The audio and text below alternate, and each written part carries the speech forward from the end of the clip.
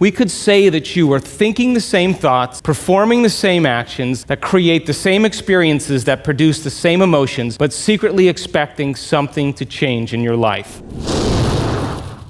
여러분들 혹시 상상은 현실이 된다라는 말 어떻게 생각하시나요? 어릴 때라면 쉽게 믿었을 수도 있지만 나이가 들어 마주할 수밖에 없는 현실에 치이다 보면 이렇게 진부하고 허황된 말은 오히려 짜증나고 잘 믿지 않을 겁니다. 하지만 그럼에도 불구하고 많은 사람들이 영상을 통해 꿈을 시각화하거나 목표 100번 쓰기를 하는 등 본인들의 상상을 구체적으로 그려나가고 있죠. 이렇게 무언가를 선명하게 상상하는 행위는 우리에게 어떤 변화를 일으킬까요? 그래서 오늘은 뇌신경학자이자 작가 조 디스펜자가 말하는 생각이 삶을 바꾸는 이유를 소개해드리겠습니다. 유익한 내용들이 많으니 꼭 끝까지 들어보시길 바랍니다.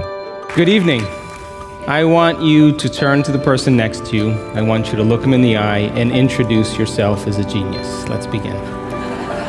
Now, geniuses, so happy to be with you this evening. I have a few questions for you before we begin.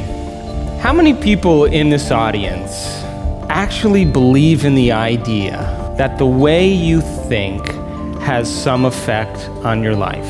That your thoughts create your life? You believe that, yes? So how many people here actually woke up this morning and consciously created a future? You know, the biggest reason why people don't do it is because you don't really believe it's true.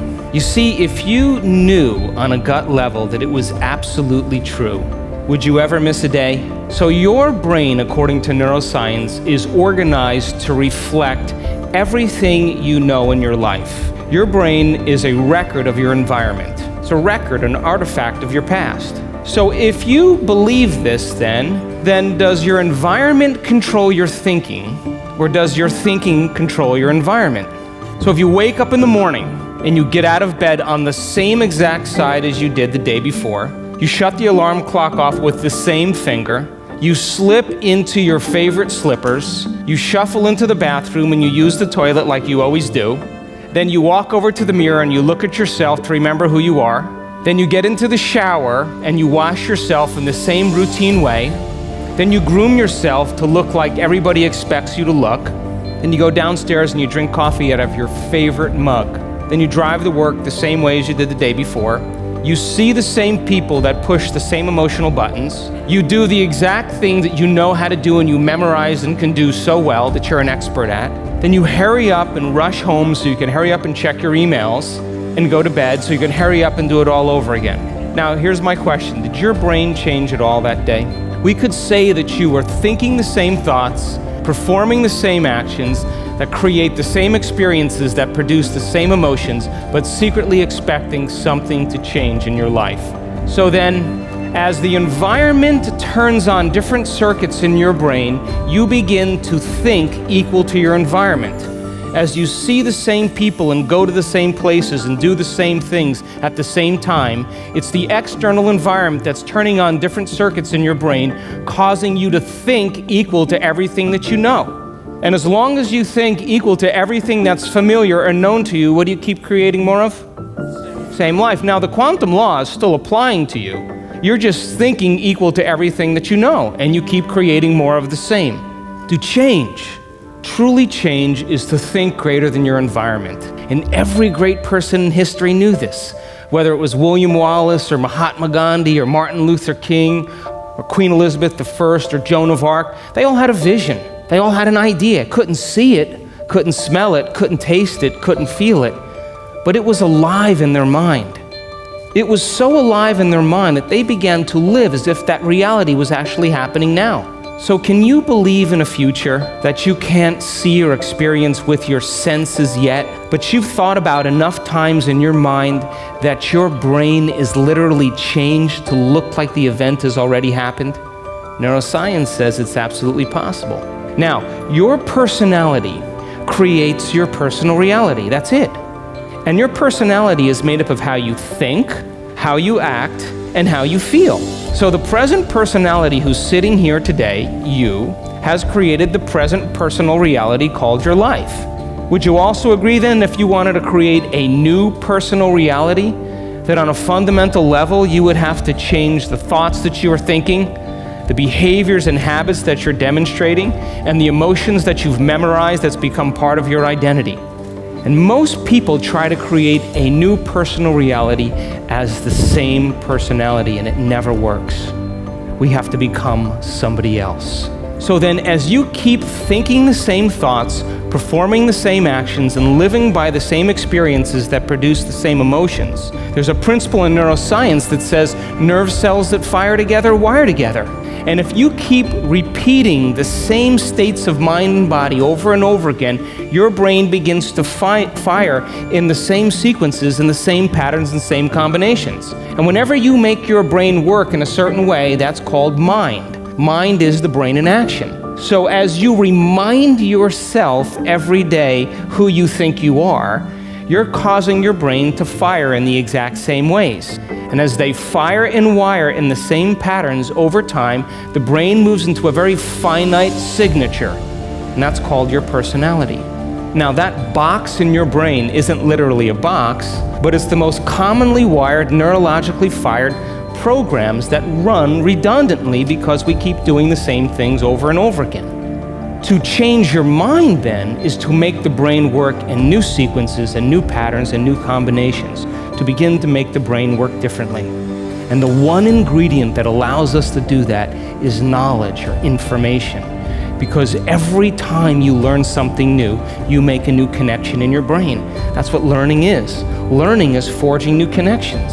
Remembering is maintaining or sustaining those connections. Every time you have a thought, you make a chemical. And if you have a great thought or an unlimited thought or a joyful thought, you turn on a set of circuits in your brain that fires in a very specific sequence, pattern, and combination that produces a level of mind that turns on another part of the brain that makes a chemical for you to begin to feel exactly the way you were just thinking. Now, if you have a negative thought or an unhappy thought or a self-depreciating thought, you turn on a different set of circuits and a different combination, a different sequence, and a different pattern that produces a different level of mind. And the brain then begins to make a different batch of chemicals that signals the body for you to begin to feel exactly the way you were just thinking, negative or unhappy or unworthy. So the moment you begin to feel the way you think, because the brain is in constant communication with your body, you begin to think the way you feel, which makes more chemicals for you to feel the way you think. And then you think the way you feel, and then you feel the way you think, and then you think the way you feel. So thoughts are the language of the brain, and feelings are the language of the body.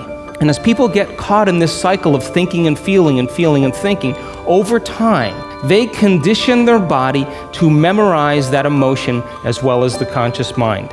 Now, 95% of who you are by the time you're 35 years old is a set of memorized behaviors, set of emotional reactions, beliefs, perceptions, attitudes that run just like a computer program.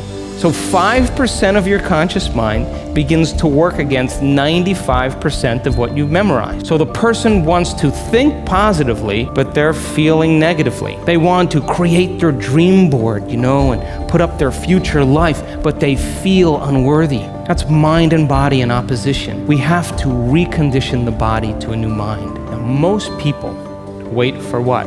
Crisis or trauma or disease or loss or to really want to change. They wait to the point where the ego is brought to such a low level that they cannot go on business as usual any longer.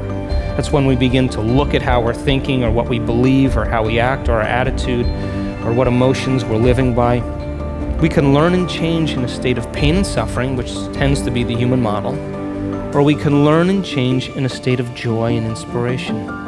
Now, you want to learn the hardest part about all of this? The hardest part of all of this is making the time to do it. That's it. That's it. Making time for your precious self.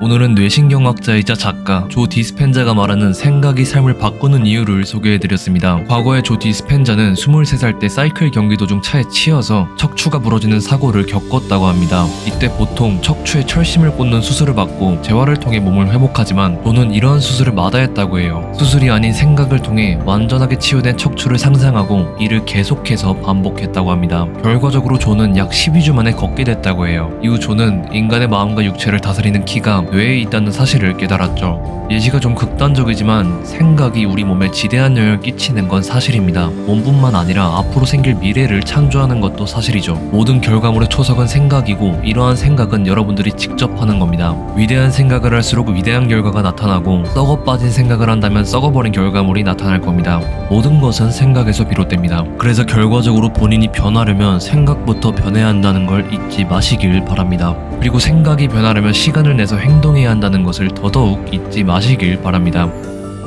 여러분들은 어떻게 생각하시나요? 감사합니다.